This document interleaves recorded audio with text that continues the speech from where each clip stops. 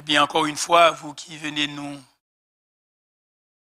joindre sur cette plateforme, l'Église évangélique Mont des Oliviers, bien, bon début de soirée d'études bibliques. Donc, c'est comme ça, nous faisons lire, nous commencer avec la parole, nous prier, et nous pouvons présenter directement l'étude.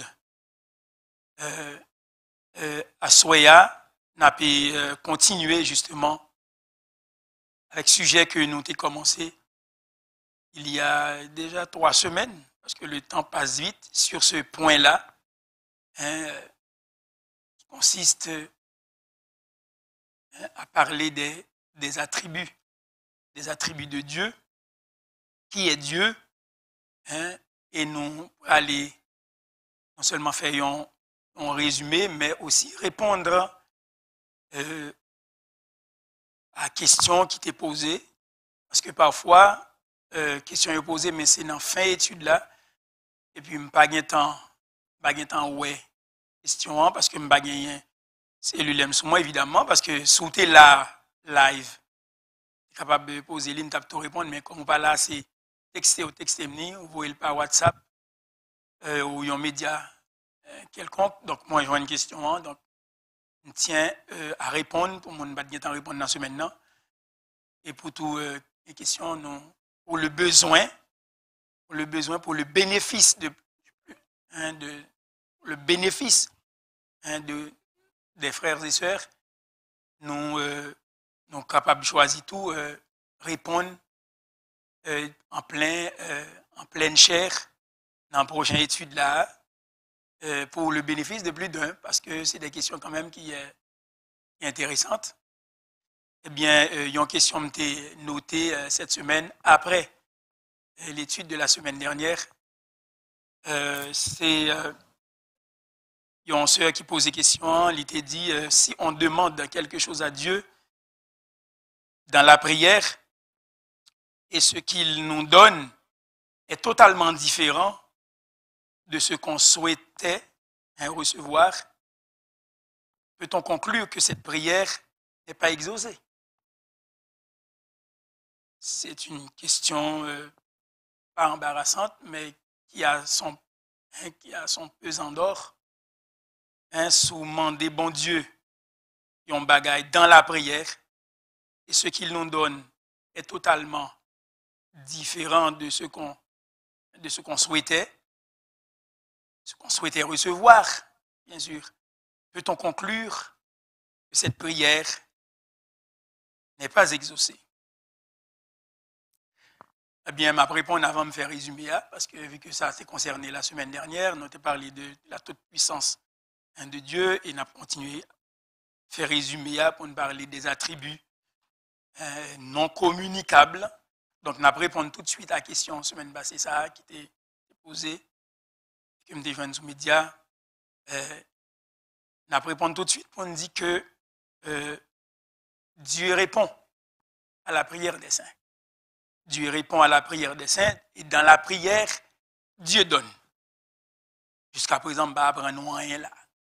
D'où Dieu répond, Dieu exauce la prière des saints. Ça nous joint dans Psaume 65.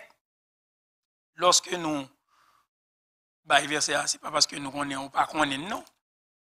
Nous baillons en façon pour capable de prendre ça en note. Parce que c'est bien beau pour connaître, pour dire Bible a dit. Mais c'est une autre paire de manches de dire Psaume 65, tel verset, ou bien Ésaïe, ceci, cela, ou bien Colossiens dit, c'est une autre paire de manches. Donc, nous faisons exercice ça pour être capable de faciliter la compréhension et pour être capable de connaître que c'est parole bon Dieu qui dit que Dieu répond à la prière des hommes. Psaume 65 dit au verset 2, avec confiance, ô Dieu, on te louera dans Sion et l'on accomplira les vœux qu'on t'a fait. Ô toi qui écoutes la prière, tous les hommes viendront à toi. Tu es un Dieu qui écoute la prière. Dieu est le Dieu qui exauce. On peut renverser ça dans l'Ancien Testament, ben, nous connaissons que nous sommes capables de bombarder nous avec plein de versets dans le Nouveau Testament. D'ailleurs, on applique quand même quelques versets dans le Nouveau Testament. Quand même, comme ça, nous pour nous dans Jacques. Hein, mais Dieu, hein, c'est avec confiance qu'on se présente devant lui. C'est avec confiance. Hein, et il est celui qui écoute la prière. Et tous les hommes, tôt ou tard, viendront à lui. Tôt ou tard, viendront à lui. Que ce soit pour hein, le supplier parce que hein, ils passent à côté, hein, tous les hommes viennent à lui. Ou bien que tout simplement pour capable remercier lui, pour grâce lui. Mais Dieu est celui qui écoute la prière. Il est celui qui écoute la prière. Bon, évidemment, comme nous connaissons plein d'autres versets encore, mais nous allons aller peut-être direct au but. On dit que dans la prière, Dieu donne. Dans l'aspect de la prière, il y a plusieurs bagages qui sont capables de passer. Premièrement, on doit demander, bon Dieu, un bagage, et puis le répondre d'une shot. Sans casse-tête, hein, dans l'immédiat, on est capable de demander lui, il répond nous. Déjà fait expérience à déjà quelques reprises, et une expérience qui marque moi, c'est que visiblement, moi, miracle, bon Dieu fait. Parce que je me demandais ça directement, instantanément, je me disais, ouais, un miracle. Donc, déjà partagé témoignage ça avec nous. Bah, quand même besoin, c'est une foyer, parce que il y a un en particulier qui marquait, plusieurs qui marquaient moi, mais il y a un en particulier, moi, visiblement, que la main de Dieu agit instantanément. Instantanément. Il fait ça demande, il fait tout de suite et devant moun. Devant moun, bagay que m'pas pensé. C'est une démonstration qui concernait le travail. Le travail, il montrait même qu'il est capable de faire ça. Ils font miracle, carrément. Ils montrent qu'ils font miracle. Tu es tellement saisi, tu connais que tu es capable de faire miracle. Mais nous connaissons en tant qu'être humain, nous connaissons ce qu'il doit faire. Comme ça, tout, il doit demander tout, font titan, peut-être pour son défaut,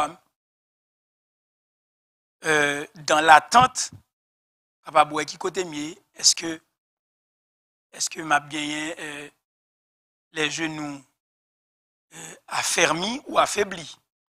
Et puis pour me croire dans la fidélité, bon Dieu, il doit faire le tout. Donc, capable de dire qu'il y a 3 positions ou capable d'adopter en tant que croyant. Bon Dieu capable de répondre instantanément, ou bien tout simplement capable d'exaucer ou non temps pas trop long.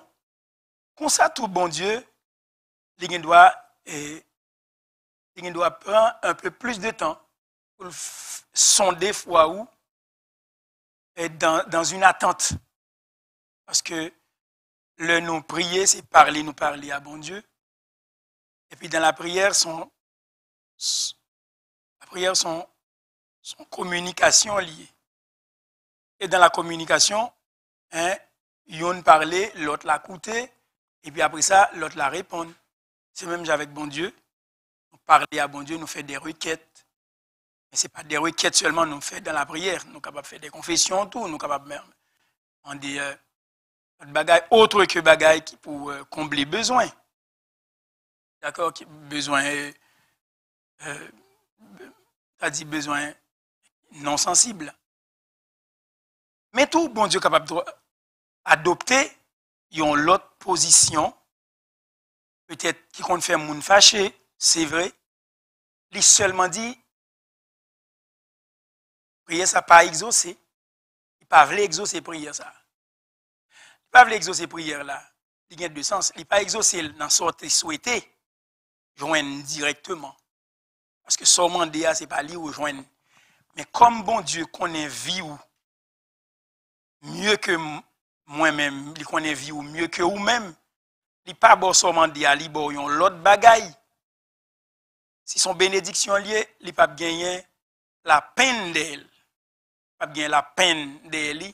Tôt ou tard, si c'est des volontés, bon Dieu, vraies, pour te battre ça, eh bien, il va gagner, parce que la bénédiction de Dieu ne fait suivre d'aucun chagrin. Il va gagner un chagrin, il va gagner la peine d'elle. Il doit boire l'autre bagaille, tout simplement, que vous pas penser que vous avez besoin. Mais comme ça, tout le doit pas trouver nécessaire, prière là, pas exaucer. Parce que plusieurs raisons capables de faire une prière pas exaucer. Et en particulier, il y a une grosse raison, nous connaissons le péché, ou l'incrédulité, ou la désobéissance, capable de faire une prière pas exaucer. D'accord? Et s'il n'est pas exaucé, il ne faut pas s'en prendre à Dieu avec le point, il faut rappeler tout table là, mais c'est pour demander seulement bon Dieu grâce. Mais comme question à poser, si nous demandons bon Dieu un bagaille, et puis nous joignons un bagaille qui est exactement le contraire de ce que tu as demandé, question à poser, peut-on conclure que cette prière n'est pas exaucée? Si le contraire de ce que tu as demandé, ça dépend de... Il doit contraire à ce que tu as demandé, et puis il vient bon pour vous. Pas de ce que tu as pensé, mais il est bon pour vous. Parce que Dieu est souverain. Dieu est souverain. Psaume 135 dit, il fait tout ce qu'il veut dans les cieux et sur la terre. Donc sa puissance n'est pas limitée et sa présence ne peut pas être confinée pour ne pas venir joindre nous. Pour ne pas approcher cœur libre au côté cœur pas. Donc, il est capable de répondre nous pour ne pas baou, soit demandé. Mais si son bagage qui est le contraire et qui vient tourner un pongongon pour pas mettre ça sous de bon Dieu. Parce que bon Dieu, par exemple, bail pour pétrole. Si la bon bagage, il est bon vrai bagage, ou bien doit joindre peut-être son pensée au demander bon Dieu, mais vu que c'est pas avec confiance, peut-être que au demander lui, ou joindre ni, mais c'est pas bon Dieu que baoul. Si ou joindre ni, c'est pas bon Dieu que baoul, ou pas capable ni accuser bon Dieu pour dire a pas bon Dieu bon mon bagage et puis c'est il tout non pongon pour moi. Tout non pongon pour moi. Gain pas dit c'est ça non, mais il y a plusieurs exemples. Nous capable prendre gain monde qui compte témoigner dans le temps après des années de mariage et puis on dit les autres mariés ont témoigné dit c'est blonde ça bon Dieu t'es bon moins, c'est madame ça bon Dieu t'es bon moins, à vivre pour tout le temps, nous fait alliance etc. Et puis après 2-3 ans, il y a monde après 6 mois, il y a monde aussi après 10 ans. Disons que me dit ça comme ça, pièce monde pas exempt. Et puis on vient que ces difficultés on va joindre. Et doute là capable venir parce que moi-même en tant que pasteur après 21 ans de ministère pastoral, j'en ai beaucoup appris par des leçons aussi des autres. Et j'en ai beaucoup entendu dans les témoignages des autres. Oui, c'était bon Dieu que tu baouli. Dans le jour samedi, l'autre a rentré l'église là. Mais après 3 ans, on dit qu'on y a, c'est pas de jambes qu'on moun ça. Ou bien après 10 ans, les difficultés commencent à venir, ou capable peut-être commencer un doute. Alors, m'ba dit doute ou il pas pas fondé, ça dépend des relations avec bon Dieu. Tu dois témoigner, peut-être il y a 5 ans, c'est bon Dieu que tu baoul. Ce jeune homme qui te remet passionnément, mais est-ce que c'est bon Dieu que tu baoul vrai? Est-ce que c'est bon Dieu que tu baoul vrai? Retournez sur vous, font coup d'œil rétrospectif, et puis gardez pour est-ce que c'est bon Dieu vrai qui te bon jeune homme ça? Est-ce que c'est bon Dieu vrai qui te bon madame ça? Qui aujourd'hui a peut-être qu'à faire ou passer, c'est pas non Jésus ou bien tout simplement c'est les difficultés de la vie. Les difficultés de la vie, parce que tout le monde est capable de faire face à des situations difficiles, que ce soit dans le couple, ou bien on bagaille au témoin de bon Dieu, que ce soit à l'église, ou bien pour la famille, etc. Ce ce sont des difficultés normales. Et l'être humain a besoin de ces difficultés-là. L'être humain a besoin des joies, mais aussi des peines parfois, pour l'apprendre à compter davantage sur Dieu. Pour l'apprendre à compter davantage sur Dieu. En pile fois, il y a quelques bagages qui viennent, si ce n'est pas te consalter, paraître, ou tu as bien quitté bon Dieu déjà. Et il y a quelques difficultés qui viennent, ce n'est pas parce que un bon Dieu t'est contre ça, ceci, cela, mais c'est tout simplement c'est un test de la foi. C'est la vie normale qui continue. La vie normale qui, parfois, comme une courbe sinusoïdale. Il monte, en pic, pour sentir dans l'euphorie, ou appeler bon Dieu. Et puis des fois, tout le descend. Mais même bon Dieu qui te fait monter dans l'euphorie, même c'est même bon Dieu tout qui n'a creux, amplitude, une creusale, il a dans tout, et vous n'avez pas besoin d'être capable de remonter encore. Est-ce que vous êtes capable de conclure que bon Dieu n'a pas exaucé? Oui, il doit pas exaucer, on en sort demandé, mais il suite à prière là, sous ces petits bon Dieu, ou remet bon Dieu, il ne doit pas décider où yon bagay que vous demandez que l'ouest qui pas bon pour vous. Mais sous forcer la note dans l'incrédulité, et vous pensez que, en fait, vous allez chercher réponse, et vous joignez, et vous dites, c'est bon Dieu que tu bon moine, parce qu'il fait affaire pendant du temps, et puis après ça, vous venez voir que c'est le contraire, eh bien, est-ce que prière l'a exaucé? C'est à toi d'y voir. C'est à toi d'y voir, cette conscience avec mon Dieu, éclairée par la parole de Dieu, pour connaître est-ce que c'est bon Dieu vrai qui te bat ou ça ou rien là dans mon qui contraire à ce que tu souhaité, ou bien est-ce que c'est tout simplement les difficultés de la vie. Bien aimé, moi-même avant, nous sommes capables de gagner des difficultés. D'accord? Mais Dieu peut toujours intervenir. Et Dieu peut changer aussi la situation parce que c'est lui qui change les temps et les circonstances. Ce n'est pas même bon Dieu qui te ou même, ça rejoint dans l'agonie. C'est un proverbe qui dit, marcher chercher par exemple dormir sans souper. Mais, ou connaît bon Dieu, ou capable de repentir, ou capable de vivre un cœur qui est plus sincère devant bon Dieu, et pour demander, pour changer, pour transformer la situation, il est capable de faire. Il est capable de faire pour ton bien-être, pour le bien-être de ta famille, pour le bien-être, pour ton bien-être, pour capable de continuer à vivre en joie, une vie dans l'abondance, comme il est dit dans Jean chapitre 10. Une vie en abondance. Il est capable de faire ça pour lui changer la situation carrément, parce que ou pas mériter le vrai. Et vous devez apprécier grâce bon Dieu, parce que ce n'est pas bon Dieu qui te bon ça, non, mais il vient changer la situation pour. Donc ça m'a dit que toujours est-il dans la prière, grand pile bagaille qui n'est pas fait. Jacques chapitre 1er, verset 5-6. On nous lit, ou bien m'appelez vous, Jacques, c'est juste avant mes épîtres de Pierre. Donc Jacques chapitre 1er, appelez deux passages dans Jacques. On appelé dans Jacques chapitre 1er et on appelé dans Jacques chapitre 5. D'accord, Jacques chapitre 1er. Versets 5 et 6. Il dit, si quelqu'un d'entre vous manque de sagesse, Jacques dit qu'il la demande à Dieu, qui donne à tous simplement et sans reproche, et elle lui sera donnée. C'est comme direct, l'eau qui coule. Si quelqu'un d'entre vous manque de sagesse, qu'il la demande à Dieu, qui donne à tous simplement et sans reproche, et elle lui sera donnée. Mais qu'il la demande avec foi, sans douter, car celui qui doute est semblable au flot de la mer, agité par le vent et poussé de côté et d'autre. Qu'un tel homme ne s'imagine pas qu'il recevra quelque chose du Seigneur. C'est un homme irrésolu, inconstant dans toutes ses voies. Donc, au gain, premier passage ça, pour capable voir que bon Dieu est capable d'accorder. Mais bon Dieu, il doit dire tout, ben il ne va pas parce que bon condition qui vous doit remplir, et puis il va pas. Donc, sur une base scripturaire, ça me saute tout à l'heure là, au début, mais le prouvé par la parole. Si quelqu'un d'entre vous manque de sagesse, il doit peut-être une autre bagaille. La parole de Dieu dit qu'il la demande à Dieu, qui donne à tous, simplement et sans reproche. Et elle lui sera donnée. Mais qu'il la demande avec foi. Donc, c'est la condition sine qua non.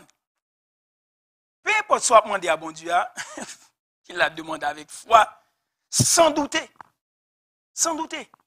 Parce que la foi va inversement proportionnelle au doute. D'accord? Inversement proportionnel au doute. Car celui qui doute est semblable au flot de la mer agité par le vent et poussé de côté et d'autre. Que tel homme ne s'imagine pas qu'il recevra quelque chose du Seigneur. Pas m'en dire avec foi, hein, pas, forget it. Qu'un tel homme ne s'imagine pas qu'il recevra quelque chose du Seigneur. Verset 7. C'est un homme irrésolu, inconstant dans toutes ses voies. Donc, ça veut dire, bon Dieu va répondre. Oui, il n'y a pas de fait avec foi. Bon Dieu, carrément pas répondre. Carrément, il ne va pas répondre. D'accord? Regardez qu'on y a dans Jacques chapitre 5, verset 13 à 17. Non, même Jacques là, mais tournez quelques pages plus tard, plus loin. Jacques chapitre 5, verset 13, jusqu'au verset même 18. D'accord? Lisons la prière. Regardons l'épisode d'un homme qui avait prié avec foi et aussi regardons l'enseignement de la parole sur la prière. Quelqu'un parmi vous est-il dans la souffrance? Vous savez que la souffrance est un mal. Il y a la souffrance physique, il y a aussi la souffrance morale. Est-il dans la souffrance? La parole de Dieu dit, eh bien, qu'il prie. Qu'il prie. Jacques chapitre 5, verset 13. Qu'il prie. Quelqu'un est-il dans la joie? Qu'il chante des cantiques. Quelqu'un parmi vous est-il malade? Qu'il appelle les anciens de l'Église et que les anciens prient pour lui en loignant d'huile au nom du Seigneur. Pas au nom de quelqu'un. Au nom du Seigneur. Et nous avons déjà parlé de ce sujet. Qu'est-ce que ça veut dire? Oindre en huile. En loignant d'huile au nom du Seigneur. La prière de la foi sauvera le malade et le Seigneur le relèvera. Et s'il a commis des péchés, il lui sera pardonné. Confessez donc vos péchés les uns aux autres et priez les uns pour les autres afin que vous soyez guéris. La prière fervente du juste a une grande efficacité ou efficace, comme il est écrit dans la version seconde. D'accord? Élie, verset 17, était un homme de la même nature que nous. Il pria avec instance. On parle de malade et on passe maintenant à Élie qui priait autrefois. Il pria avec instance pour qu'il ne plût point et il ne tomba point de pluie sur la terre pendant 3 ans et 6 mois. Puis il pria de nouveau et le ciel donna de la pluie et la terre produisit son fruit. Bon, c'est pour montrer que je n'invente rien. Je n'invente rien. La parole de Dieu est claire, mais l'enseignement de la parole. D'accord? Dieu écoute les prières. Dieu écoute les prières. Est-ce que toujours l'écouter, ça demande là? Nous pensons que si c'est un besoin lié, bon Dieu est capable d'écouter où et il est capable d'exaucer où. Mais si c'est pour un besoin, c'est pour l'autre bagaille, parce que qu'on y a intérêt des bagailles. Que ce soit pour faire voir, que ce soit pour avoir un renom, ou bien l'autre raison qui est personnelle, un intérêt qui est plus personnel, qui ne peut pas glorifier mon Dieu, il ne doit pas bailler. Il ne doit pas bailler. Si le bagage n'est pas bon pour tout, il ne doit pas bailler. D'accord? Mais toujours est-il, il y a une condition qui fonctionne avec la prière. Eh bien, c'est le fait de prier sans douter. D'accord?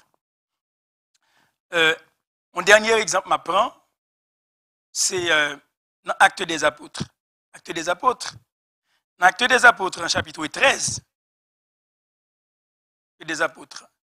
Chapitre 13, donc, Matthieu, Marc, Luc, Jean. Actes des Apôtres. Chapitre 13. Eh bien, à partir du verset 5 et suivant, il est dit, bon,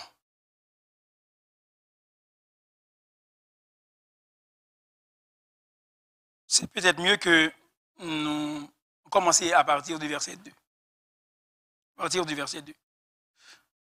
Parce que, pour le contexte. Pendant qu'il servait le Seigneur, ben en fait, même le verset 1, Lucius de Cyrène, Manaën qui avait été élevé avec Rod, le tétrarque, et Saul. Saul qui était de Tarse, bien sûr. Le verset 2 nous dit, pendant qu'ils servaient le Seigneur dans leur ministère et qu'ils jeûnaient, le Saint-Esprit dit, mettez-moi à part Barnabas et Saul pour l'œuvre à laquelle je les ai appelés. Alors, après avoir jeûné et prié, ils leur imposèrent les mains et les laissèrent partir. Barnabas et Saul, envoyés par le Saint-Esprit, descendirent à Séleucie et de là ils s'embarquèrent pour l'île de Chypre, arrivés à Salamine, ils annoncèrent la parole de Dieu dans les synagogues des Juifs, ils avaient Jean pour aide, etc. Donc Jean-Marc, et non pas l'apôtre Jean. Et ont ensuite traversé toute l'île jusqu'à Paphos, ils trouvèrent un certain magicien. Bon, nous sommes capables de ça passer dans le passage ça, après avoir jeûné et prié, ils s'imposèrent les mains et puis bon, le Saint-Esprit avale lui et puis bang. D'accord? Yo parti. Il y a plusieurs voyages missionnaires que l'apôtre Paul a fait. Premier voyage, deuxième voyage missionnaire, même troisième voyage même. Okay. Mais là nous revenons à Actes des Apôtres chapitre 16. Chapitre 16, Actes des Apôtres. Suivez-moi bien. Actes des Apôtres chapitre 16 à partir du verset 5 et suivant. Il est dit, les églises se fortifiaient dans la foi. Oubliez, non, c'est un mot-clé, condition. Les églises se fortifiaient dans la foi et augmentaient en nombre de jour en jour. Ayant été empêchés par le Saint-Esprit d'annoncer la parole dans l'Asie, ils traversèrent la Phrygie et le pays de Galatie. Arrivés près de la Mysie, ils se disposaient à entrer en Bithynie. Mais l'Esprit de Jésus ne leur permit pas. Oubliez que il y a la vision de Paul qui est à Troas dans ce passage-là. On parle de Timothée, c'est vrai, mais il y a la vision de Paul dans ce passage-là. C'est Paul à Troas. Arrivé près de la Mysie, il se disposait à entrer en Bithynie. Parce qu'il était déjà prié depuis l'Acte des Apôtres, chapitre 13, mettez-moi à part sur les balabas, il était jeûné, il était prié. Arrivé près de la Mysie, voilà, missionnaire a continué, il se disposait, donc c'est Paul avec ses compagnons de voyage, il se disposait à entrer en Bithynie. Mais l'Esprit de Jésus ne leur permit pas. L'Esprit de Jésus ne leur permit pas. Ils franchirent alors la Mysie et descendirent à Troas. Et pendant la nuit, Paul eut une vision. Un Macédonien lui apparut et lui fit cette prière. Passe en Macédoine, secours-nous. Après cette vision de Paul, nous cherchâmes aussitôt à nous rendre en Macédoine, concluant que le Seigneur nous appelait à y annoncer la bonne nouvelle. Bien évidemment, parfois, il doit gagner un plan. Il doit gagner un plan. Mais c'est son proposé. Et bon Dieu lui-même l'a quitté quand même cette latitude pour le disposer autrement. Et cela pour sa plus grande volonté, sa plus grande gloire. Avec sa plus grande volonté et pour sa plus grande gloire, pour le besoin de ses enfants. Donc, tu as besoin là, même le Paul, tu as un plan pour le faire ça. Mais la parole de Dieu dit, dans la personne de Jésus, l'Esprit de Jésus, ne leur permit pas. Alors que c'était dans la prière que ça a été fait. Mais bon Dieu, il doit changer en plan. Bon Dieu, il doit changer en plan. Il doit changer plan. Et c'est bonne volonté qui fait comme ça pour le capable de réaliser, ça le voulait réaliser. Ça ou même comme plan on été fait. C'est correct, écoutez-moi, même Jean-Jacques a dit bien, même leur prier, leur dit, on va faire un voyage, on va faire ceci, on va faire cela. C'est pour toujours dire, si bon Dieu voulait. Si mon Dieu voulait. Nous sommes des croyants. Et ou sincères avec bon Dieu. Mais on par contre, on pas finir cerner toujours tout ça. Bon Dieu voulait instantanément. Nous doit prier pour un bagage, c'est ça que souhaité. On va aller en Europe l'année prochaine, on va aller à Haïti, les déconfinements fin fait net, les transat capables de voler en septembre. Je t'ai dit, hein, c'était en avril qu'on a changé, on mis en mai, on changé en mai, on vient mettre là. En août, 4 août, qu'on a changé de 4 août, on passé à 4 septembre. Bon, imaginez que on t'a dit, vous t'avez aller en août et puis qu'on a c'est 4 septembre, vous tombez. On connaît des gens qui prennent un bagage jusqu'à présent. On connaît des membres de la famille même qui encore resté en Haïti parce que planté fait là, l'écrasé, il parle encore. Est-ce que bon Dieu, bon bagage à dire là-dedans? Est-ce que rien n'échappe à son attention? Rien n'échappe à son attention. Rien n'échappe à son attention. Qui est-ce qui parle? Qui a dit si c'est pas pour peut-être pour bien moun ça autour Haïti, c'est parce que peut-être si on t'a rentré peut-être ici trop vite. Peut-être ton Covid t'a bien passé avec trop vite parce que c'est Haïti. Puis bon pays que tu as gagné pendant 1 an et demi qui s'est passé là, c'est Haïti. Parce que Haïti pas de jamais Covid-19 là-dedans. Du moins, s'il commence à venir quelques graines, ah ben c'est qu'on y a ça commencé, peut-être pour le gouvernement capable de petit cop, c'est ça que dit. N'a dit nous avons virus. Qu'on y a dit il y a un virus indien, il y a un virus brésilien. Et puis mon médecin me parle il dit bon moi que médecin nous pouvons découvrir le virus ici. Et puis, le peuple a dit, le gouvernement a dit son virus indien, son virus brésilien. Ils peuvent dire n'importe quoi. Mais bon Dieu, il y a un contrôle de toute bagaille. Mais pendant Haïti, qui était le meilleur pays pour te passer, l'hiver, ça se passait pendant la pandémie, là, parce qu'il n'y a pas de pandémie à Haïti, vrai. Il y a tout gagotte qui a passé dans les pays étrangers, au Royaume-Uni, au Canada, là, où tout le monde y a vécu. Sac pour douce ou pas d'entrée, c'est pas un bagage qui est capable de vivre. N'a pas rien qui échappé à attention, mon Dieu. Qu'on y a là, à partir de lundi, bien, déconfinement total, oui, qui est en fait, et puis on a vu l'église. Nous prenons tout le bagage suivant l'ordre de Dieu. Pas rien qui échappé à attention, mon Dieu. Paul t'a planifié, dans voyage à Troas, mais il t'a un plan bien défini, la passer là, la passer là, la passer là. Mais l'Esprit de Jésus ne leur permit pas. Al osé, dit l'apôtre Paul, que son chrétien charnel, avec compagnon, bon Dieu, pas là, ceci, cela, alors pas de prier avec foi. M'abdou, bonne chance, tout simplement. M'abdou, bon voyage. Parce qu'on prend le réprimander Paul, parce que l'Esprit de Jésus ne leur permit pas. On va dire, l'Esprit de Jésus ne leur permit pas. Alors qu'ils sont des serviteurs de Dieu. Ils étaient recevoir l'imposition des mains. Bien longtemps, ça a été fait. Le Saint-Esprit de Dieu, mettez-vous à part. C'est le Saint-Esprit de Dieu même qui dit, mettez-moi à part. Les Barnabas. Et puis, dans quelques côtés, pour la privée, même dans le chapitre, même un petit peu plus tard, non. Ou après, même l'Esprit de Dieu qui te mettait, Paul, Barnabas, Timothée, mais ça va pas. Ou après, Paul et Barnabas, même dans la prison, tout. Ou après, on est en prison. Dans le même chapitre, c'est ça, ou après, on est en prison.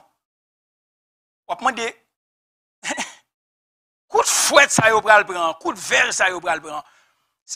Ou quoi, c'est pas l'Esprit de Dieu qui te dit, mettez-moi à part sur les Barnabas. Mais non, mettez-moi à part là, il y a un coup de verre là-dedans, oui. Il y a un coup de verre là-dedans tout parce que si vous continuez le chapitre là net, ou après, Paul et Silas emprisonnés, et le geôlier de Philippe a vu notre année de compte, il y a une conversion pour le fait, les prisonniers remis en liberté, pas de prison à trembler, fondation à péter. Mais c'est non même mis à part ça, toujours été, oui. Ça veut dire, ce n'est pas toujours sur des roses ou à marcher, même si bon Dieu tend des prières, même si son homme ou bien son femme qui est consacré, il doit faire face à la difficulté. Il doit faire face à la difficulté. C'est là où faire face à la difficulté pour qu'on ait dans qui soit quoi vrai. Est-ce qu'on croit vrai que c'est bon Dieu qui t'a l'aube pour un tel ministère? Mais l'apôtre Paul, dans la prison, ça a côté le dé, comme nous allions au lieu de prière, une servante de piton, ceci, cela, bagaille. Continuez à lire. Après, ça a passé dans le fin chapitre là. Après qu'on les eut chargés de coups, verset 23. Il les jetait en prison en recommandant aux geôliers de les garder sûrement. Ça veut dire, non, même mise à part là, non, même consécration, non, même piété, ça, pour bon Dieu, ou a fait face à des difficultés. Je voulais pour comprendre ça. Ce n'est pas parce que pour ne pas te résoudre, ce n'est pas parce que pour ne pas t'exaucer, ce n'est pas parce que bon Dieu pas tendre Paul, il pas tendre Barnabas, mais ils tombé dans la prison, et puis ils battu comme il faut. Ils fouetté, ils tabassé comme il faut. Et puis la parole de Dieu dit, vers le milieu même de la nuit, Paul et Silas priaient. Il a prié et il a chanté pendant qu'il a pris un coup. Ah, bien aimé, ça sont l'autre dimension. Il a pris un coup. Paul et Silas priaient et chantaient les louanges de Dieu. Prier et chanter, ça veut dire, pendant qu'il a prié, il a chanté, mais il a pris un coup tout. Il a pris un coup tout parce que c'est allé pas faire lier. C'est on continue dans le passé. Il a pris un coup. Et les prisonniers les entendaient. Tout à coup, il y a eu un grand tremblement de terre, en sorte que les fondements de la prison furent ébranlés. Au même instant, toutes les portes s'ouvrirent et les liens de tous les prisonniers furent rompus. Le geôlier se réveilla. Quand il y a son l'autre action quand on a compte, bon Dieu a fait travail. Bon Dieu a fait travail. C'est même l'Esprit Saint qui te a passé, même l'Esprit Saint qui bon Dieu a, qui fait que, mais qu'on y a passé, c'est pas notre tête pique là, qu'on y a, non, sans bas là qu'on y a.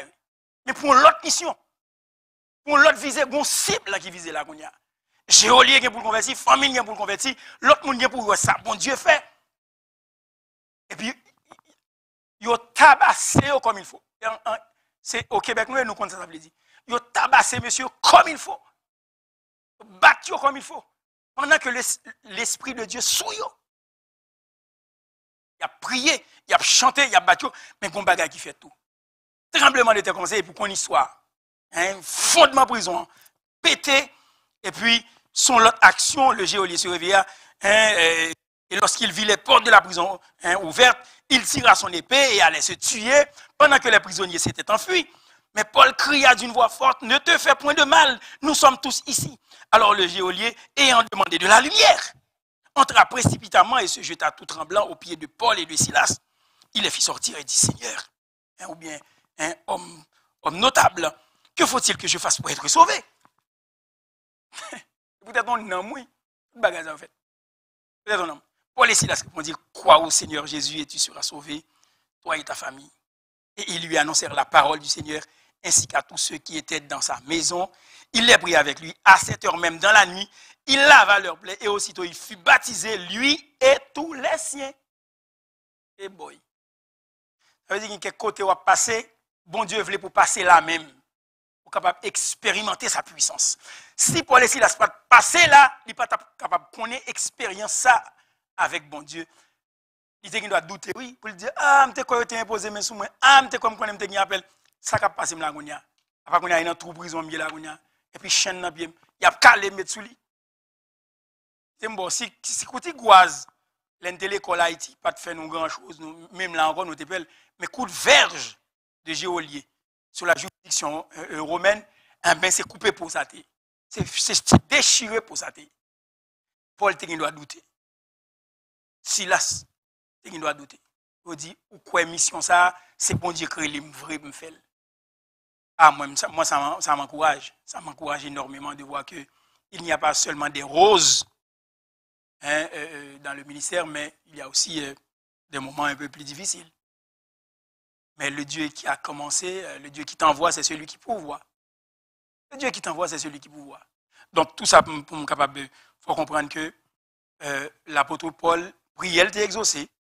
Mais j'en pensais bagala ta vini, l'esprit de Jésus dit changez ça là, gen bagay qui prioritaire là qu'on y a. N'a fait ça, tac tac tac parce que gon besoin là. Passe en Macédoine, secours-nous après cela, c'est coup de fouette, prison, etc. Et puis bon, esprit de Python, je souhaitais que je prenne le temps pour me répondre à une question ça même. Pensez que c'est nécessaire pour le peuple de Dieu. Parce que nous avons parlé d'un Dieu tout-puissant, qui est capable de faire salver, l'élever. Il ne pas de pièce pour ne régler rien pour lui. Il ne pas prendre commande. Non, mais monde l'élever agit.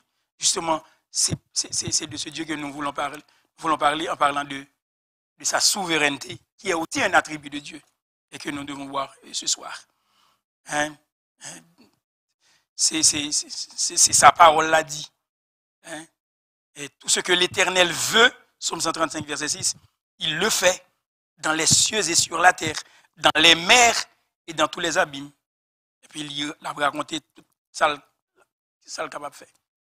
Et puis pour le conclure, pour dire louer l'Éternel. Hein? Louer l'Éternel, tout le monde, quand on est capable de béni non ni, louer l'Éternel, etc. Il commence avec louer l'Éternel en 135, et puis il finit avec louer l'Éternel encore, en même temps, et puis il dit l'Éternel grand monde. Il est le Dieu souverain. Il fait ce qu'il veut. D'accord? Bien, ceci étant dit, n'a pas continuer, parce que nous avons trouvé que c'était nécessaire, en parlant d'un Dieu tout puissant, pour montrer que ça est capable de faire, et puis il ne prend pas commande dans le monde. Si vous pensez à guider bon Dieu, pointer droite pour dire c'est ça pour le faire, c'est ça pour le faire, c'est ça pour le faire. Ça, c'est illusion. Dans les fantasmes, oui. On n'est pas capable de commander bon Dieu comme ça, bon Dieu, si monde qui est avant, ou prier, ou supplier, dans la prière, il écoute la prière des hommes. Il mettait que le proche, dans Somme 34 dit non. L'Éternel est prêt, hein, de ceux qui ont le cœur brisé, et puis, etc., etc. Mais, pensons à commander bon Dieu, on ne pas prendre ça dans mes bon Dieu. Il y a des gens qui disent, pas prendre ça dans mes bon Dieu. Ou pas prendre ça dans mes bon Dieu, eh bien, fais ça, vous voulez. Je pas prendre ça dans mes bon Dieu. Eh bien, pas prendre non. On sait ça, le voulez. Si c'est plutôt peut-être que vous ne pas prendre ça dans mes Satan, ma blague cause ça dans mes bon Dieu. Mais si vous dites, pas prendre ça dans mes bon Dieu, fais ça, vous voulez. Pas pour accepter lui, mais débrouille-toi avec ça. Moi, j'enseigne. C'est tout. D'accord? Donc, les attributs de Dieu. Qui est Dieu? Il est Dieu Père, hein, il est Dieu Fils, il est Dieu le Saint-Esprit. Sans servir trois dieux, nous ne sommes pas des polythéistes. La Bible montre que Dieu est en essence un seul Dieu, mais en trois personnes. D'accord? Et nous avons déjà parlé de ça. Nous avons commencé, on a parlé des attributs non communicables, parce qu'on parle souvent des attributs communicables, c'est-à-dire, bagay bon Dieu gen la kaili. Les attributs communicables, c'est bagay bon Dieu gen la kaili. Et pour capable gagner tout la caillou, en partie. En partie. Comme Pierre dit, soyez saints comme votre Père est saint. Comme votre Père céleste est saint. Capable dire, ah, je suis saint même avec le Seigneur. On comprend. Pas capable dans même degré d'intensité de cette sainteté qui n'a jamais connu ou n'a jamais vu le péché. Tandis que nous, nous sommes des êtres déchus. Et pas à peu près. Exact. Mais soyez saints comme votre Père céleste est saint. Donc, à tout le moins, tendons vers la sainteté. Et en quoi consiste cette sainteté? Que ce soit en hébreu, un kadosh ou en grec, il dit saint agios, il dit même bagaille. C'est un état de mise à part, un état de mise à part pour Dieu. Lorsque le chrétien, lorsque la parole de Dieu l'invite ou l'enjoint à la sainteté, eh bien, c'est toujours dans le fait qu'il tend vers la perfection, qu'il tend vers la sainteté, qu'il continue dans cette veine de fidélité, etc., etc. D'accord? Mais nous avons commencé avec les attributs non communicables de Dieu. Oubliez, les attributs non communicables. C'est-à-dire Dieu est éternel, Dieu est omniscient, Dieu est omnipotent, Dieu est tout-puissant, Dieu est omniprésent, Dieu est esprit. Parce qu'il est capable là, qu'on y a là, parce que c'est promesse Christ fait dans Matthieu. Matthieu vient de nous lire tout le verset ça. Je ne vais pas en pile verset à soi. Ou partir ça parce que c'est révision à faire. Mais en même temps, l'esprit rivière des prairies, l'esprit à la Cheney, l'esprit en Haïti, parce qu'il est omniprésent et il est aussi esprit. D'accord? Donc, Dieu est éternel, il a toujours existé et il existera toujours. Il est éternel, Psaume 90. Déjà, Jean 1er, nous n'avons pas besoin d'en lire encore, nous sommes capables peut-être citer verset, mais nous ne pouvons pas lire. Tout le verset nous avons la semaine passée, nous ne pouvons pas lire encore. Si vous avez besoin de notes, bien, on va relire. Si vous n'avez pas de temps pour nous sommes capables de citer, mais nous ne pouvons pas lire tout le verset. Parce qu'il faut aller quand même à du nouveau. Dieu est omniscient. Psaume 139. Psaume 139, verset 2 jusqu'au verset 10. 1 Corinthiens 2, verset 10. Jean 16, 30. Dieu est omniscient. Les disciples de dire à Jésus, mais tu sais toutes choses. Bien sûr, il sait toutes choses. Bien sûr, il sait toutes choses. En tant que Dieu. Mais comme il avait double nature. L'essence, il était Dieu. Mais aussi, il avait une nature humaine. D'accord? Mais dans sa nature divine, il était omniscient. Et il connaissait toutes choses. Il connaît l'avenir aussi bien que le présent. Psaume 139, verset 16. Mais d'une connaissance. Mais pas d'une connaissance théorique. Comme si Dieu était le spectateur oisif de ce qui se produit. Non, Dieu n'est pas le spectateur oisif de ce qui se produit. Dieu est omniscient. Il sait toutes choses et il est au contrôle aussi de cela. Dieu est omniprésent. Le même psaume 139 qui parlait de son omniscience, c'est ce même psaume aussi, du verset 7 à 10, qui parle de son omniprésence. Son omniprésence. Si je monte dans les cieux, tu y es. Je prends les ailes de l'aurore, tu vois là. Tu as l'habité aux extrémités de la mer. Encore là, ça colle bleu. Ta main me saisira à droite.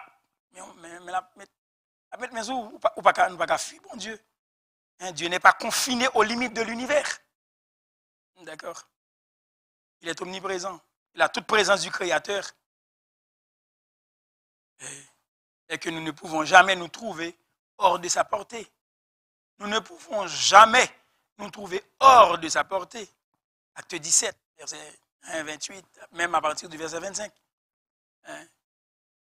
Nous ne pouvons jamais nous trouver hors de sa portée. Jonas a essayé. Mais à chaque mois, il a son poisson valide. On voit son valide. Et là encore, il se reconnaît dans le ventre d'un poisson, d'un gros poisson, et il a prié. Mon qui est très dogmatique pour dire, il faut prier absolument à genoux. Pas dire quelle position Jonas te prend pour te prier dans le poisson. Est-ce qu'il te campé ou bien est-ce qu'il te met à genoux? Est-ce qu'il te blaise au ventre? Réfléchis sur ça. D'accord? Est-ce que nous sommes capables de faire une étude sur ça pour nous montrer que quelle que soit la position on prend, bon Dieu a besoin seulement de voyer un bagage. Besoin de cœur. On qui peut prier à tête dans la jambe, à des lits. Il y a des gens qui peuvent tout camper, les mains dans les airs. Il y a des gens qui peuvent face blaye, face contre terre. Hey. C'est ça bon Dieu a cherché. Il a besoin de révérence, il a besoin de soumission de cœur. D'accord? On n'a pas parlé de ça. D'accord? Dieu est omniprésent. L'histoire de Jonas montre combien la toute présence de Dieu est réelle. Bien sûr, la toute présence de Dieu est réelle. Et sous la terre, les bons ordres, ou monter bateau, mais il a lagué dans la mer, et puis il a montré que il est en ballant, mais à tout. Il est en ballant, mais à tout. Au fond des océans, Dieu est là. Parce qu'il est omniprésent. Dieu est aussi tout puissant. Il est omnipotent. Matthieu 19, 26, Matthieu 28, verset 18. Apocalypse 1er, verset 8. Donc Dieu est tout puissant. Le tout puissant. De Pantocrator. Il dit Pantocrator, le tout puissant. Et puis, l'hébreu dit Yahvé Tsebaot, l'éternel des armées. il utilise l'univers. Tout peut être à sa disposition pour accomplir son dessein. D'accord? Donc cette toute puissance n'est pas seulement virtuelle, pas seulement une possibilité ou une probabilité, hein, mais elle est réelle, elle est efficace. Elle est efficace, elle est actuelle. Pas seulement virtuelle, bien aimé. Elle est efficace. Psaume 115, verset 3, elle nous en parle. D'accord? Pour nous montrer cette toute puissance efficace ou effective, cette puissance réelle, formelle et actuelle. D'accord?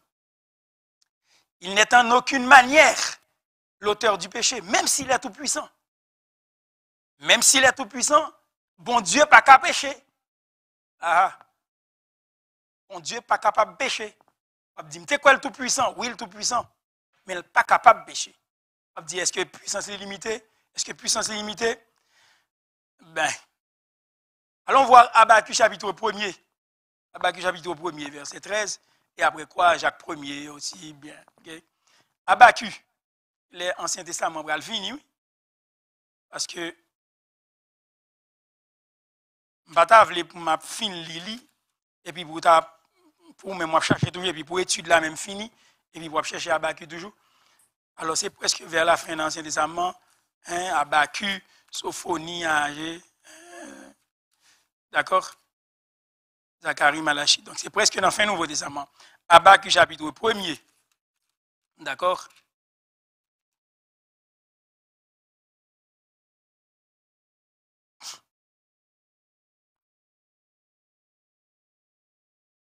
Pas de monde qui a appelé le moins, alors moi m'appelle à femme. Habakkuk chapitre 1er, verset 13. Ça le dit, tes yeux sont trop purs pour voir le mal.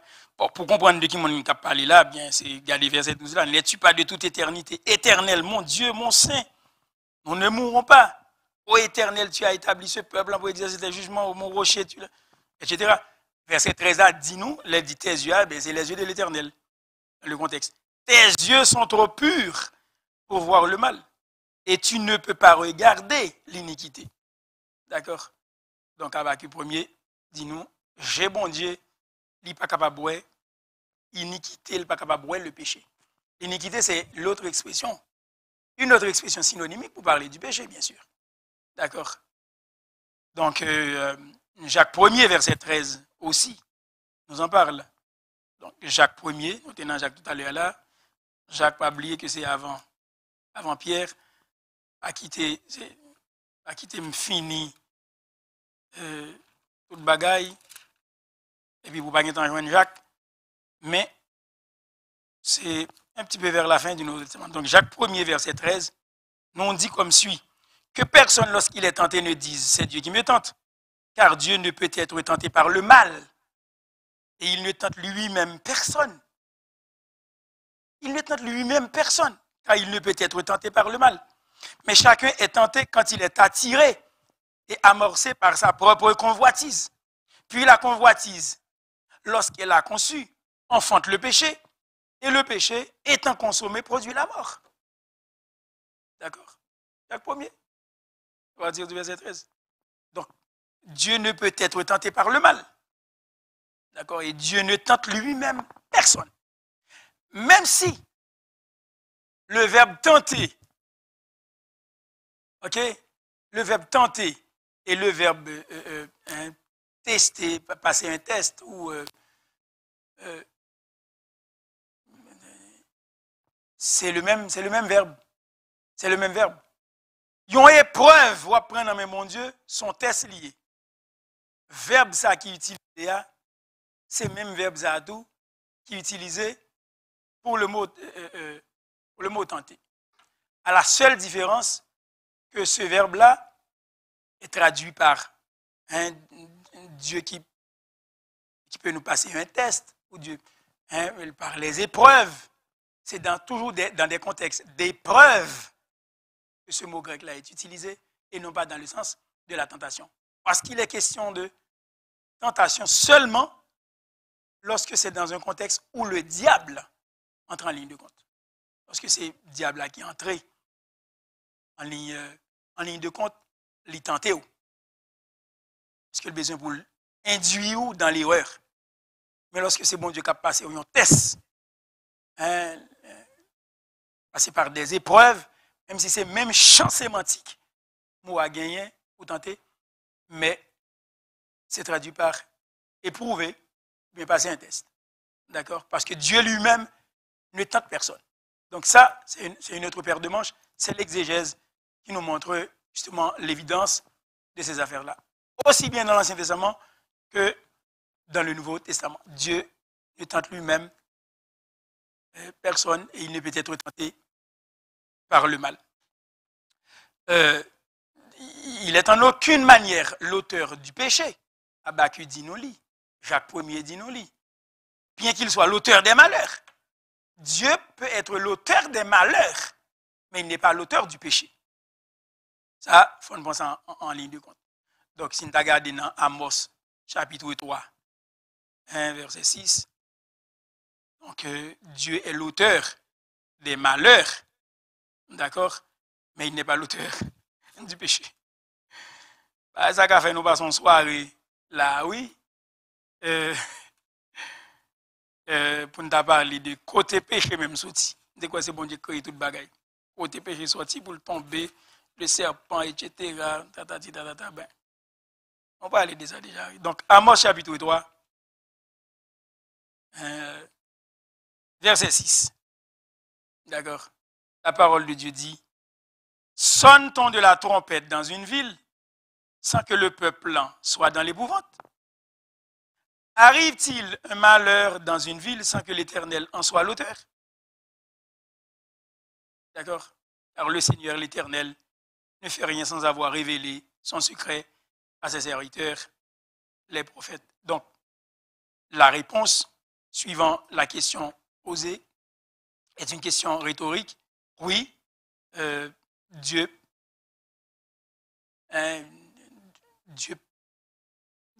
n'évite pas les malheurs de par lui-même, mais il n'est pas l'auteur du péché. D'accord? De toute façon, le malheur peut atteindre assez souvent le juste. L'Éternel en délivre toujours. Si c'est lui-même qui voulait faire payer un prix, il est capable de voyer des malheurs. Il est capable de voyer des malheurs. Mais ça va dire pourtant que il péché. D'accord? Sodome et Gomorrhe, c'était malheur était tombé sur eux. Pichon était tombé sur eux, malédiction était tombé sur eux. Est-ce que c'est péché l'Éternel de péché pour ça? Non. Il a suscité un malheur sur ce peuple-là qui a désobéi.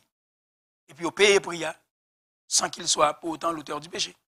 D'accord? Donc Dieu contrôle le pouvoir des méchants et du diable. Si vous regardez dans Job 1er, verset Job 1er et Job 2, après que bon Dieu a même contrôle.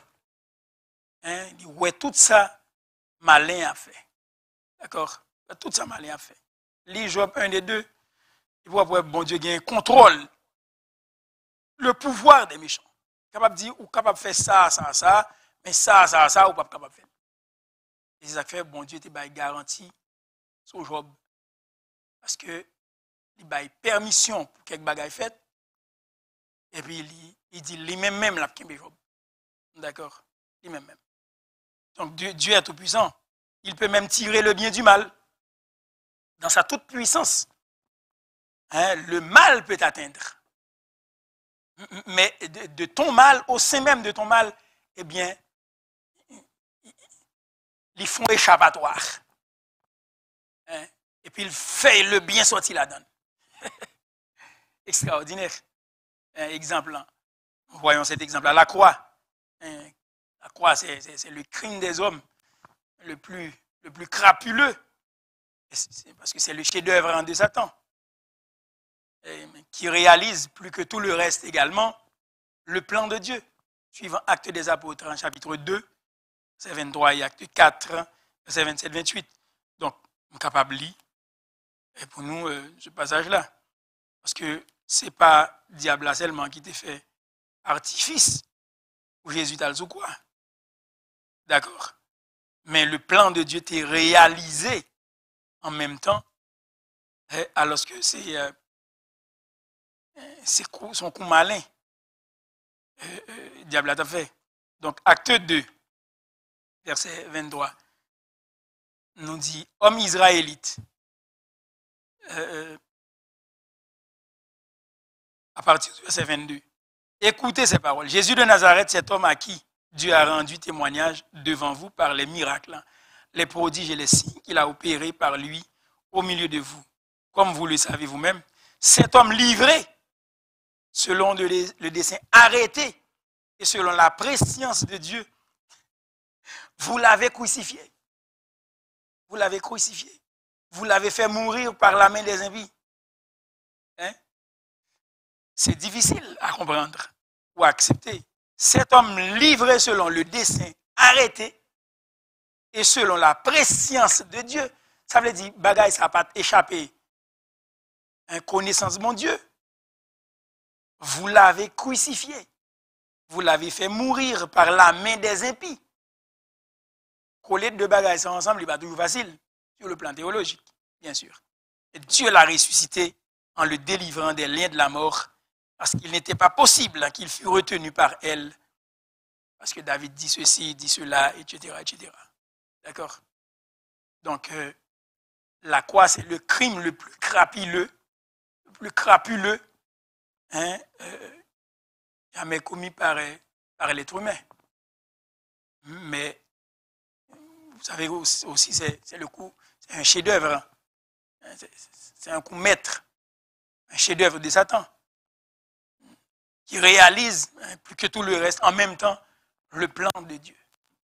Le plan de Dieu est réalisé par le mauvais coup de Satan, parce que son dessein arrêté avant même notre existence, il était dû passer par là. Acte 4 aussi, verset 27-28, on donne justement un flair.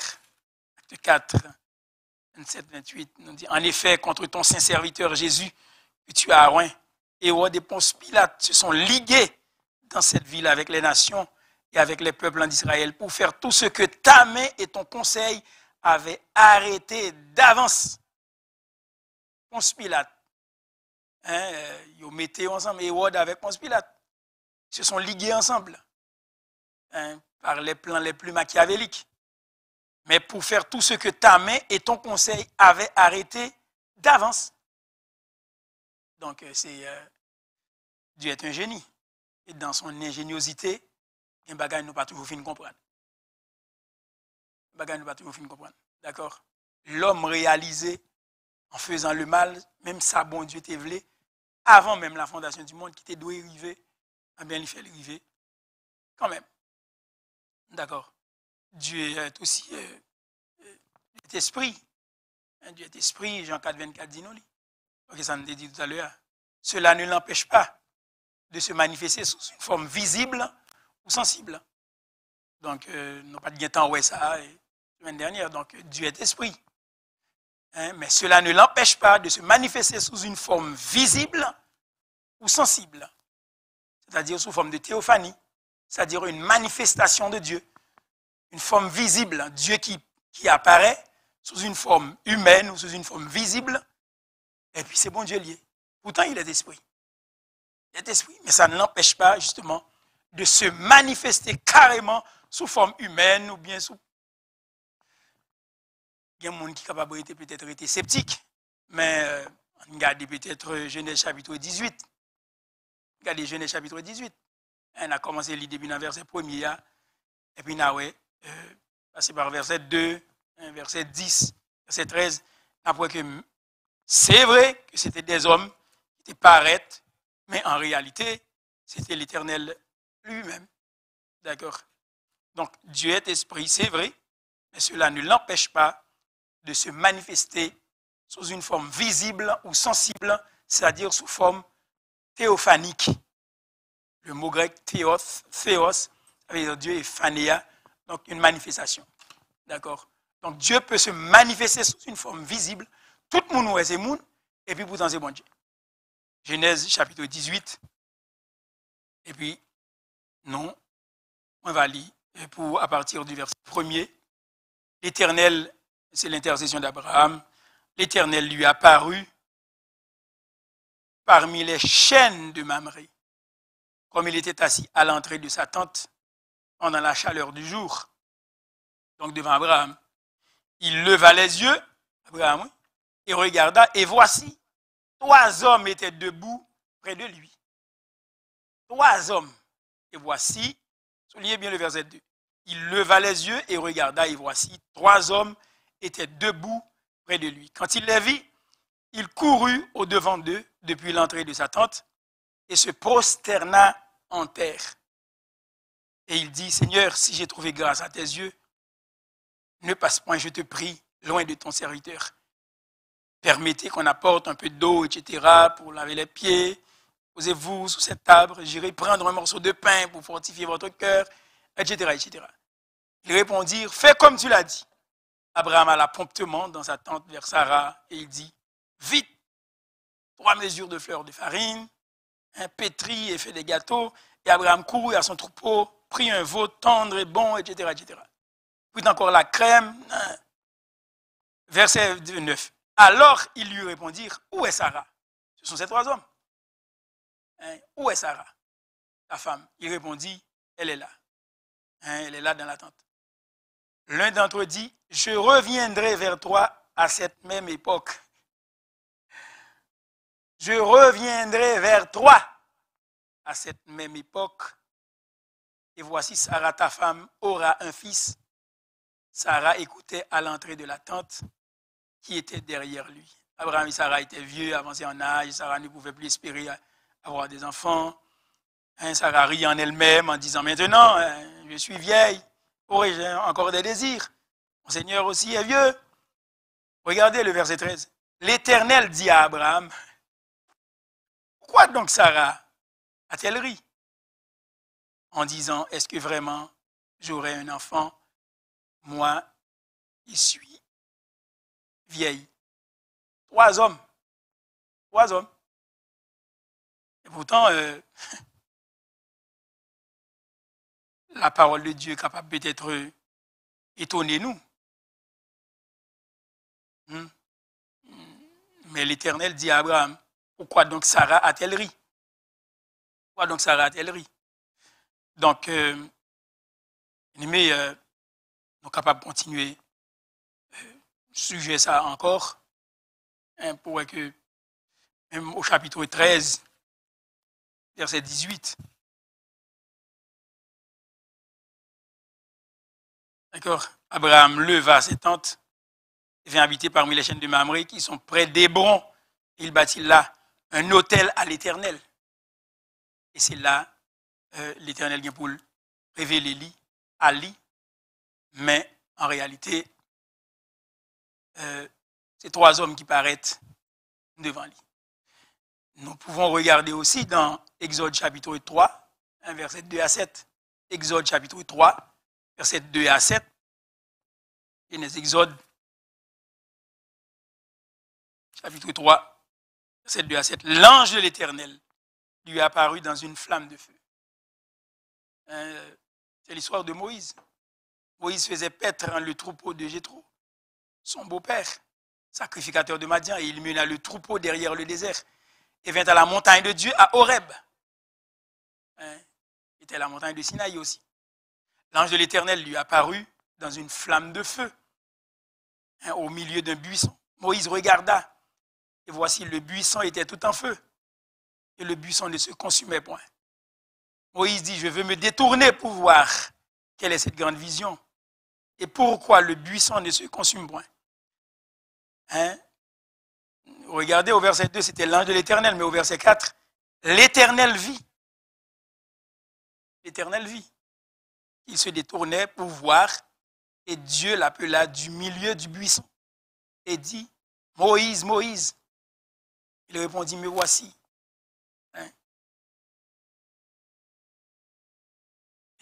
Et ainsi, nous lisons cette histoire-là. C'est l'ange de l'Éternel qui lui apparut dans une flamme de feu au milieu d'un buisson au verset 2. C'est l'Éternel qui parle au verset 4. L'Éternel vit qu'il se détournait pour voir. Et Dieu l'appela du milieu du buisson et dit, Moïse, Moïse. Et il répondit, me voici. Dieu dit, n'approche pas d'ici. Ôte tes souliers de tes pieds, car le lieu sur lequel tu te tiens est une terre sainte. Et il ajouta, je suis le Dieu de ton père, le Dieu d'Abraham, le Dieu d'Isaac, le Dieu de Jacob. Moïse se cacha le visage car il craignait de regarder Dieu. Le verset 7 nous dit, l'Éternel dit. Oui, c'était l'ange de l'Éternel, mais c'est l'Éternel qui dit.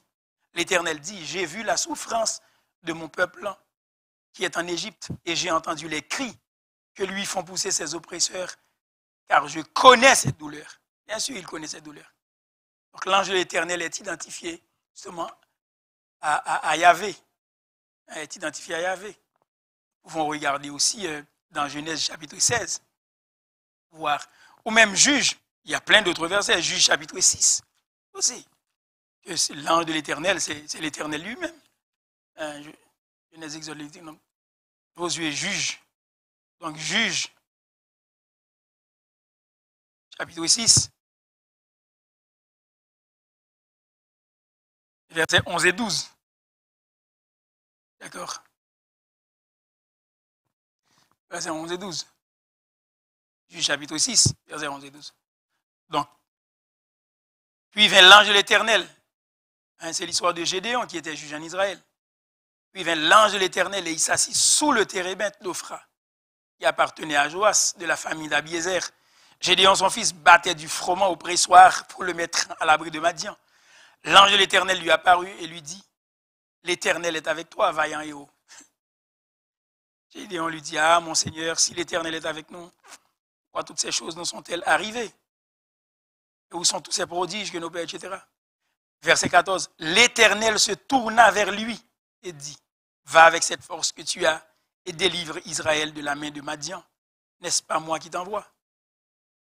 Verset 11, puis vint l'ange de l'Éternel et il s'assit sous le térébinthe d'Ophra, Gédéon, etc. Et verset 14, c'est l'Éternel qui se tourna vers Gédéon pour lui parler. Donc l'ange de l'Éternel, c'était un personnage mystérieux. C'était une théophanie, parce qu'on pouvait voir Dieu, justement, depuis toujours. Évidemment, pas Dieu le Père, forcément, mais oui, Dieu le Fils. Il pouvait toujours se manifester. D'accord? Et l'ange de l'Éternel, c'est aussi, il est aussi distinct de Yahvé, mais il est aussi Yahvé. D'accord? Si on regarde dans Josué chapitre 5, à partir du verset 13, Josué juge un personnage mystérieux. Eh oui. Josué chapitre 5.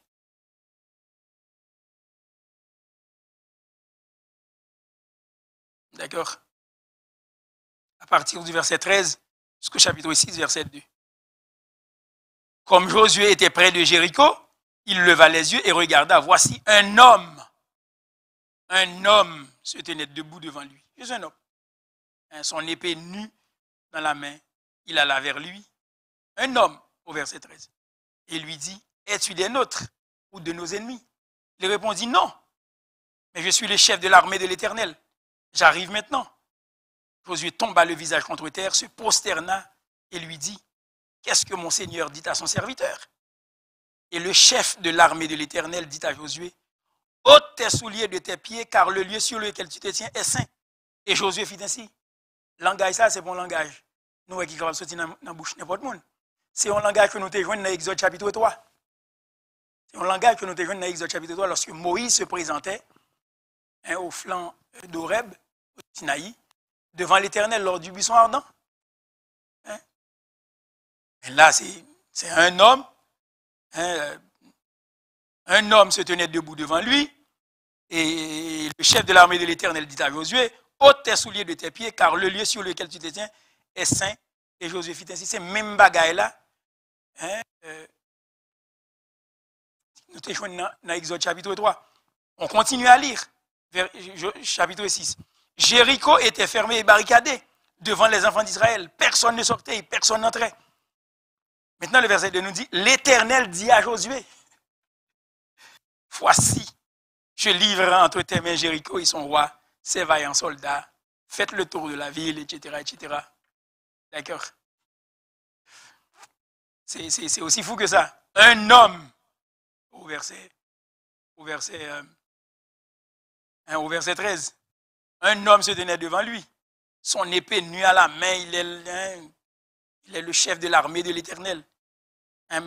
Mais il parle à Josué, ôte tes souliers de tes pieds, car le lieu sur lequel tu te tiens est saint. C'est la même phrase. L'Éternel te baille Moïse là dans Exode 3.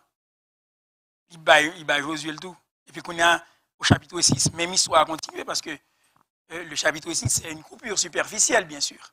C'est la même histoire. Jéricho était fermé et barricadé devant les enfants d'Israël, mais personne ne sortait. Mais l'Éternel dit à Josué, verset 2, l'Éternel dit à Josué.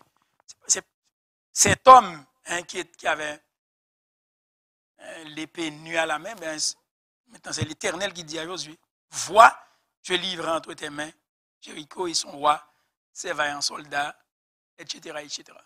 D'accord? Et même par l'incarnation, Dieu nous donne en son Fils une image à la fois parfaite et concrète de lui-même. En réalité, Jésus-Christ était une théophanie. C'était Dieu lui-même en chair. En réalité, c'était une forme de théophanie. C'est une forme de théophanie. D'accord? Jean 1er, verset 14, on le dit. Jésus-Christ était l'exégète même de son Père. D'accord? Donc, plusieurs versets peuvent nous aider aussi à saisir l'affaire d'un homme ou l'ange de l'Éternel. Des fois, où c'est Yahvé directement, des fois, il est distinct de Yahvé, comme dans Genèse chapitre 24. Il y a beaucoup de passages qui peuvent montrer justement que c'est un personnage mystérieux. Tantôt, c'est l'Éternel lui-même, tantôt, il est distinct de l'Éternel, pour montrer justement sa puissance et sa diversité dans sa présentation. D'accord? Donc, dans Genèse chapitre 24, verset 7, donc c'est...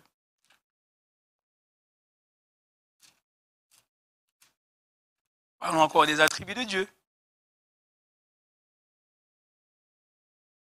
D'accord?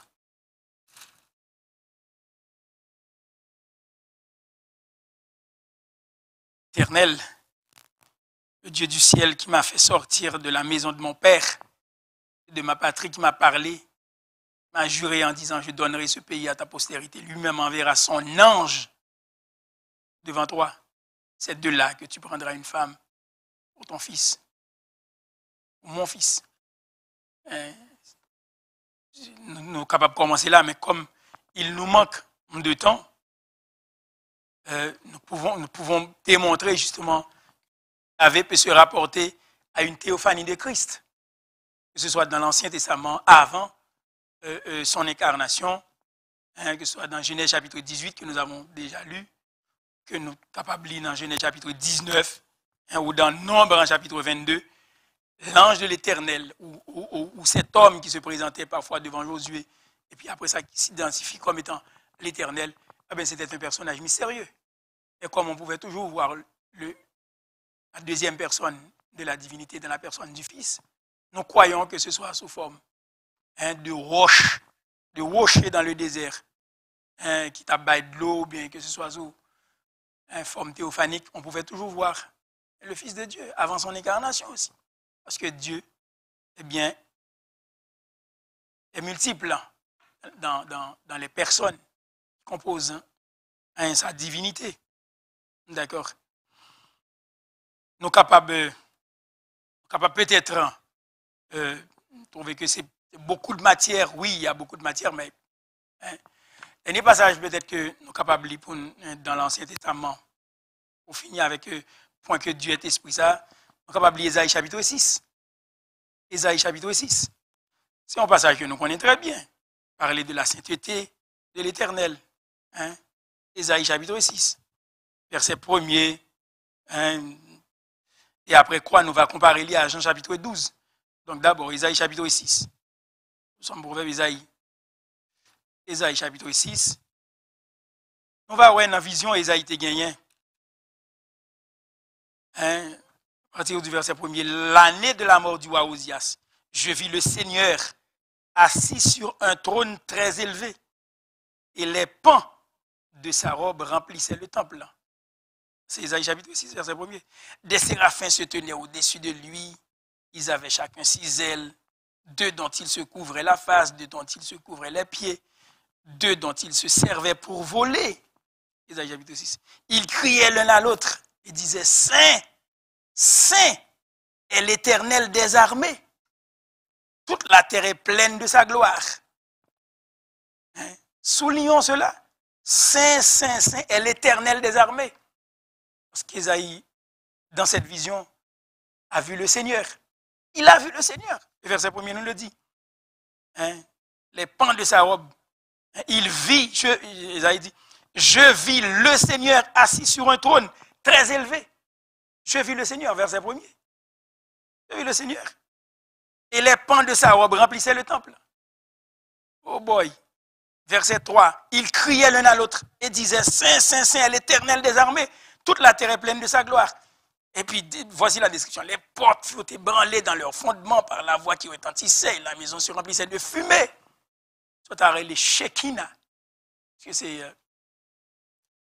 le verbe chacun, ça veut dire suspendu comme ça. Hein, rester par-dessus.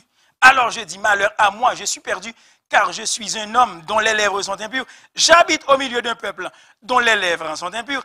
Et mes yeux ont vu quoi? Mes yeux ont vu le roi, l'Éternel des armées. Mes yeux ont vu le roi, l'Éternel des armées. Ça, c'est la vision d'Ésaïe. Ça louait. Mes yeux ont vu le roi, l'Éternel des armées.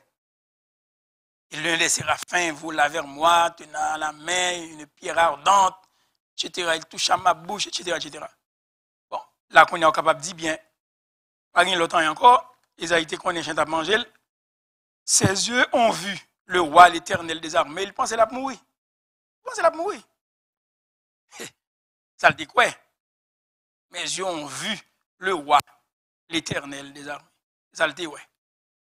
Eh bien, comme la révélation de Dieu est progressive, c'est-à-dire ça commence en un point comme ça, comme une source lumineuse, et ça jaillit. Et ça fait son chemin. La révélation de Dieu est progressive. L'Éternel a vu, Ésaïe a vu l'Éternel, hein, le roi, il pensait qu'il allait mourir, les pans de sa robe sur le trône, il remplissait le temple bagaille, et puis la fumée remplissait le temple.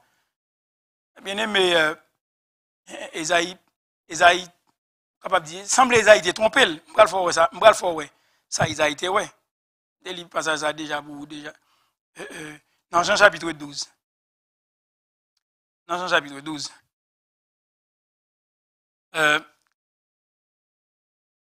À partir du verset, la fin du verset 36 même, jusqu'au verset 41. Je lis pour vous. Pendant que vous avez la lumière, croyez en la lumière, afin que vous soyez des enfants de lumière, dit Jésus. Jésus dit ces choses, puis il s'en alla et se cacha loin d'eux. Malgré tant de miracles qu'il avait fait en leur présence, ils ne croyaient pas en lui. Jean chapitre 12, verset 38. Afin que s'accomplisse la parole qu'Ésaïe, le prophète, a prononcée. Seigneur, il a cru à notre prédication. Et à qui le bras du Seigneur a-t-il été révélé? Aussi ne pouvait-il croire, parce qu'Ésaïe a dit encore, quoi? Il a aveuglé leurs yeux, il a endurci leur cœur, de peur qu'ils ne voient des yeux, qu'ils ne comprennent du cœur, qu'ils ne se convertissent et que je ne les guérisse. Ésaïe dit ces choses, verset 41, lorsqu'il vit sa gloire et qu'il parla de lui. Ésaïe dit ces choses lorsqu'il vit sa gloire. Lorsque Ésaïe voit la gloire de Christ, oui, il pensait que c'est Dieu le Père qu'il était. Il dit, mes yeux ont vu le roi, l'Éternel des armées, etc. Hein, je suis perdu. Non, Jean, dans cette révélation progressive, qui mettait les points sur les i, qui a fait précision. Ce n'est pas parce qu'Ésaïe va mentir, non? Mais Jean a fait précision parce que la parole de Dieu est progressive. La révélation de Dieu est progressive. Ésaïe a vu le Fils de Dieu. Il a vu le Fils de Dieu. Et il l'a identifié à l'Éternel lui-même. Il dit, bon, ben, j'ai vu le roi, l'Éternel, j'ai vu le Seigneur. Mais Jean précise, Ésaïe dit ces choses au verset 41, lorsqu'il vit sa gloire et qu'il parla de lui. Ah, c'est fort, bien-aimé. Ah, c'est fort. Ah, c'est fort. Cependant, même parmi les chefs, plusieurs crurent en lui. Mais à cause des pharisiens, ils n'en faisaient pas l'aveu, dans la crainte d'être exclus de la synagogue. Hein? Car ils aimèrent la gloire des hommes plus que la gloire de Dieu. Or Jésus s'est écrié, celui qui croit en moi, croit non pas en moi, mais en celui qui m'a envoyé. Et celui qui me voit, voit celui qui m'a envoyé. Ah, 9h moins quart va me venir. Il y a un causé. Il y a un causé. Il y a un causé. Mabdou, il y a l'autre attribut encore qui non communicable. Non seulement Dieu est éternel, Dieu est omniscient, Dieu est omnipotent, Dieu est tout-puissant. Hein? Donc ce sont des attributs non communicables. Bon Dieu n'est pas capable de partager ça avec le monde. Dieu est esprit. Il ne saurait partager ses attributs à personne. Dieu est aussi immuable. Et c'est là qu'on a fini. Dieu est immuable. Dieu est immuable. Malachie 3, verset 6a, dit-nous que Dieu est immuable. Il ne change pas. Il ne change pas. Et tant mieux. Tant mieux. Parce que si bon Dieu t'a changé même avec nous, chaque fois qu'elle va content et puis il passe. Eh boy. Malachie chapitre 3, verset 6a, car je suis l'Éternel, je ne change pas. Je ne change pas. Malachie chapitre 3, verset 6a, qui nous montre l'immutabilité de Dieu. Un Dieu immuable, il ne change pas. Et Jacques 1er, verset 17. Hein? On dit aussi, on donne cette révélation. Jacques 1er. Hein, à nous lire pile dans Jacques, oui. Jacques 1er, verset 17. Donc on est verset ça. Hein? Toute grâce excellente et tout don parfait descend d'en haut du Père des Lumières, chez lequel il n'y a ni changement, ni ombre de variation. Dieu ne change pas. Dieu ne change pas. Dieu ne change pas. Appelons l'autre verset pour dans Hébreu chapitre 13, verset 8. Un verset encore que vous connaissez très bien. Hébreu 13, verset 8. Hein? Pourquoi on est ça le dit? Vous pouvez même réciter le même. Pour réciter le pour elle plutôt l'île. Hein? Jésus-Christ est le même hier, aujourd'hui et éternellement. Parce qu'il est Dieu, il ne change pas. Il ne change pas. Il est le même hier, aujourd'hui et éternellement. Isaïe 41, verset 4, dernier verset. Isaïe 41, verset 4. Que lisons-nous? Qui a fait et exécuté ces choses. C'est celui qui a appelé les générations dès le commencement, moi l'Éternel, le premier, et le même jusqu'au dernier âge. Et le même jusqu'au dernier âge. Dieu ne change pas. Voilà pourquoi, eh bien, je vous invite, je nous invite à croire dans ce Dieu qui ne change pas. Donc, nous voyons ce soir plusieurs facettes de ce Dieu-là, dans des attributs non communicables. Dieu est éternel, Dieu est omniscient, Dieu est omniprésent, Dieu est omnipotent, Dieu est esprit, Dieu est immuable. Dieu ne se diffère jamais de lui-même. Il est immuable dans son essence. Il est immuable dans sa conscience. Il est immuable dans sa volonté. Dieu ne change pas. Hein? Il ne peut pas changer pour le meilleur puisqu'il est absolument parfait. Il est immuable. Caractère a toujours été même genre. La seule chose, c'est que nous jouons une grâce dans Jésus-Christ. Bien sûr, nous jouons une grâce dans Jésus-Christ. Ah. Donc, ce sont des attributs incommunicables ou non communicables que nous te voyons avec vous. À souhait ça, une fois, bien, nous sommes capables de parler, continuer, parler des attributs communicables, c'est-à-dire la miséricorde de Dieu, la justice de Dieu, la sainteté de Dieu, la fidélité de Dieu, l'amour de Dieu. Hein, ce sont des attributs communicables. Ça veut dire, bon Dieu gagne ou gagne d'où la caille. Pas à même degré, nécessairement, ou quasiment sûr, mais on gagne tout parce que c'est lui-même qui m'a dit, capable fidèle dans petit bagaille, pour capable fidèle tout dans gros bagaille. Pour fidèle dans petit bagaille, eh bien, on joue cap vini, la domestique, la récompense, parce qu'on a un gros bagaille. D'accord? Croyons en ce Dieu-là. D'accord? Parce que bon Dieu n'est pas capable de changer. C'est ça que fait l'Église évangélique des Oliviers. M'a invité nous pour nous investir confiance dans bon Dieu ça. Ça le promet à bouche li, et bien pour être capable d'accomplir. Ça le dit la fait de ou elle capable de faire de ou. Si bon Dieu dit il choisit pour faire de ou soyez, n'a pas un monde sous la terre gondé pas gondé capable de changer grand chose. Il fait ça c'est bon Dieu fort comme ça.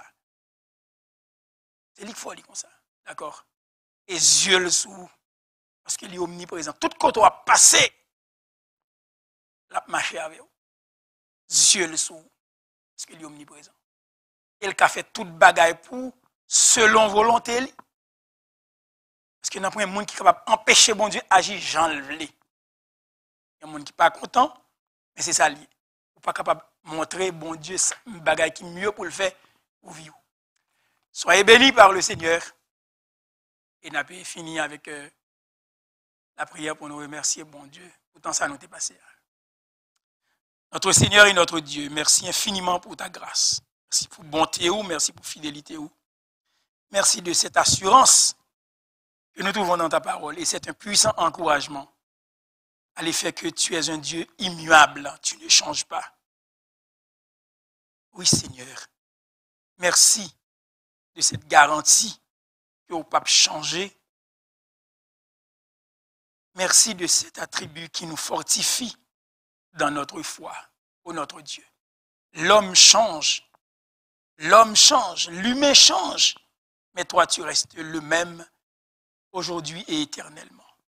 Seigneur, permette que nous soyons capables de toujours croire en vous, capables de toujours être fidèles à vous. Et croire que ça promet nous, on ne va pas accomplir parce que tu es le Tout-Puissant. Merci de la vie éternelle que tu nous donnes. Merci pour cette vie impérissable et éternelle. Pauvre pécheur que nous y est. Mais on fait nous grâce au bon Dieu par Jésus-Christ.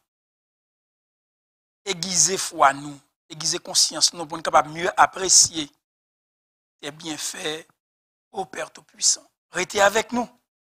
Et fait que nous sommes capables de comprendre la parole et aimer ou davantage. Bénis tout le monde dans l'église des Oliviers. Petit monde ou grand monde.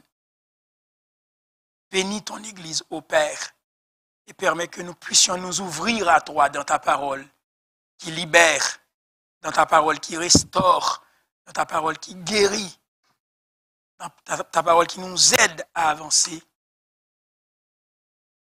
Merci Seigneur parce que tu es là avec nous et nous ne connaissons pas jamais quitter nous.